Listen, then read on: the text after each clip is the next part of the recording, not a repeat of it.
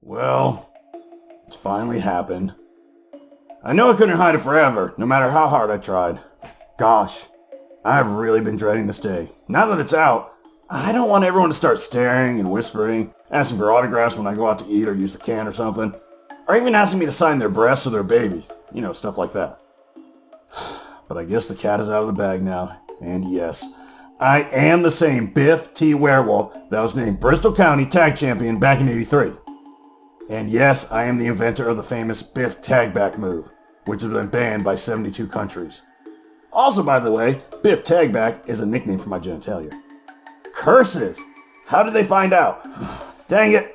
Now I'm gonna have to start wearing sunglasses all the time, so that all the camera flashes from the paparazzi don't blind me. I am constantly amazed by D-1589's ability to misunderstand every single briefing. You'd think by the law of averages he'd have to get one right occasionally, right? This week's experiment has D-1589 interacting with SCP-1120. SCP-1120 is the collective name for a number of human skeletons encased in what appears to be pyroclastic igneous rock. Although exposed bone may be shattered and destroyed by conventional means, the epidermal rock layer encasing SCP-1120 has been shown to be incredibly resistant to damage. It is believed this is a property of SCP-1120 rather than the rock itself, as rock samples appear to lose their anomalous properties once removed from SCP-1120. Laboratory tests on epidermal stone fragments removed from SCP-1120 have identified tefric matrix substructures consistent with that of non-anomalous ignimbrites. Though whether or not this accurately reflects the internal petrology of SCP-1120 is unknown. Instances of SCP-1120 vary in a manner consistent with human stature. Most ages and genders appear to be represented. Several instances of SCP-1120 are approximately the size of prepubescent human children. Instances of SCP-1120 are animate, though whether they are sapient has yet to be determined. On 3 instances of SCP-1120 entered an active state.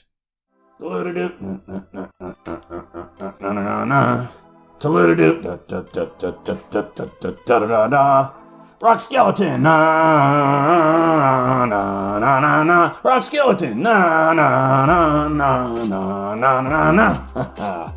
So apparently these jerks start walking around every once in a while, and they want to play tag.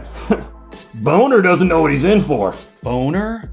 Yeah, as everyone knows, tag is 90% physical and 90% mental. And 90% eating. You also have to get inside your opponent's head, if you want to be a top-level tagger. Should be easy enough for me, seeing as how my opponent's just a skeleton. Plenty of room up there. The way I understand it, the Foundation needs some of my specific skill set to beat them at their own game. Scuttlebutt says, the fate of the world is on the line. It's gotta be like the 10th time I've saved the world too, man. Wonder if that's enough to get a free ice cream. Upon entering an active state, an instance of SCP-1120 will patrol the surrounding area and attempt to seek out a living human subject. If SCP-1120 locates a suitable human subject, SCP-1120 will immediately charge and attempt to grab this subject. Instances of SCP-1120 exhibit inhuman strength and have been observed to break through cinder block walls and destroy sizable pieces of urban infrastructure while in pursuit. However, pursuit is not singular. Upon spotting another, closer subject, SCP-1120 will adjust its course in order to pursue the more proximal target. Coordinated personnel teams can easily exploit this fact to herd instances of SCP-1120 into appropriately designated containment facilities. This process is referred to in documentation as Procedure 1120 Epsilon. I go there and there's a problem already. Boner is not following the rules of tag etiquette. It really burns me up this new generation not respecting the rules the pioneers of the game set forth. I can only imagine Joe the Bucket Buckington and One-Eyed Norman Harris must be spinning in their graves right now. Everyone knows you have to chug a beer before the first round, and double that each round thereafter. Though to be honest, I'm not too mad. More beer for me. Plus, he's like a skeleton. He doesn't have a stomach. The beer would just pour right out of him, and then I'd have to lick it off the floor. And that's degrading. As soon as he sees me, he starts charging the glass wall between us. That boner sure is good at pounding. I guess he just can't wait to get his run at the king. Boner's gonna learn soon enough. Doctor gives me a warning, and the glass wall slides out of the way. Oh, it's on. Boner charges at me, and he's fast. but stupid. Which makes sense, you know, he doesn't have a brain in his skull. He's wasting all his energy. Boner's gonna be out of breath in no time. Or I imagine he would if he had lungs. But I digest. He comes at me and tries to tag me, but I dodge. You see, that's my secret. None of this running around bullcrap. I just make fast, quick, incredibly awesome movements to avoid the tag. And I can do it all day long. Or all night, baby. During this phase of the experiment, D-1589 never moved more than 2 meters from his original starting position. Each time SCP-1120 would attempt to initiate contact, D-1589 would quickly move the minimum distance required to avoid this physical contact. This continued for 4 minutes, 31 seconds until SCP-1120 was able to tag D-1589. Normally, if any part of the subject's skin comes in contact with SCP-1120, it will immediately cease pursuit.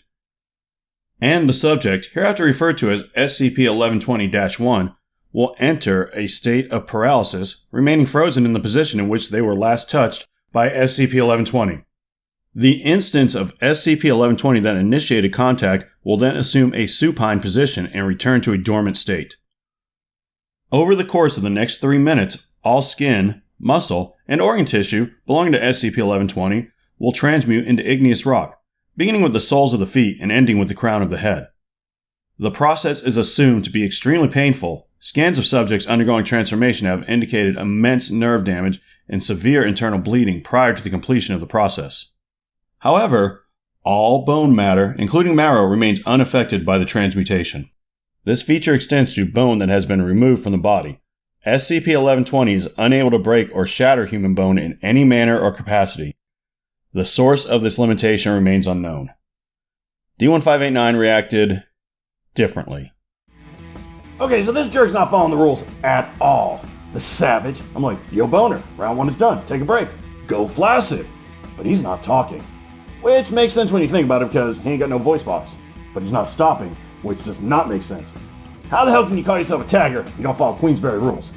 Peg-leg Rudy, Josephat, one-eyed, one-eared, two-nosed, Martinez would not have stood for that, and neither will I. I'm like, screw this, and I let the baby tag me. Of course, countering with my patented Biff tag back, and that does it. He knows when he's been beat by a superior foe, so he falls on the floor, and I'm like 90% sure he's crying, which is weird seeing as how he didn't have any tear ducts. That's when I get this weird feeling. Like I'm hard all over, and by all over, I mean specifically my penis. Which is weird. Usually that only happens when, well, you know. And occasionally when I'm taking a really good dump. I start feeling hot too. That's normal for me. I'm a Latin lover, meaning I love the language of Latin. And love. D-1589's regenerative abilities prevented this change from occurring. SCP-1120 remained dormant despite not completing its objective of creating an instance of SCP-1120-1. Though the origin of SCP-1120 is unconfirmed, the following piece of graffiti was discovered scrawled on the wall of in Pompeii. It is believed that it was left by an agent of a primitive group functioning as a precursor to the current Foundation, though archaeological evidence for this remains scant. There are so many of them. We cannot outrun them. They must be contained before the stone plague spreads further. It has already made it to Herculaneum. There is no time. To anyone who reads this, get out while you can. I go now to invoke the wrath of Vesuvius in the hopes that a cloud of ash will bury them forever. May the gods watch over me. Did you say Pompey? That credit-stealing asshole? I should have known. What a jerk. Always riding others' coattails. Everyone knows he is the Ringo Starr of the First Triumvirate. And you know what? I'm the one who crushed the kingdom of Pontus and ended the Mithriatic Wars, not him. But did I get a parade and some Vestal Virgins? No. I will never forgive him, the old girlfriend-stealing goat. Not Pompey, Pompeii. Oh, why didn't you say so? Fun fact, Mount Vesuvius is yet another nickname for my penis. By the way, don't forget to subscribe. I mean, where else can you get history jokes and penis jokes in the same place? Besides Rome, of course. Thank you for your attention. If you have any comments or questions about the events of this encounter, please leave them below. Conversely, if you have an SCP experiment you would like to see D-1589 participate in, that can also be left below. Do not forget to employ the SCP Foundation's new like-dislike function on this log. And if you have not done so already, please consider subscribing to this content for easy access.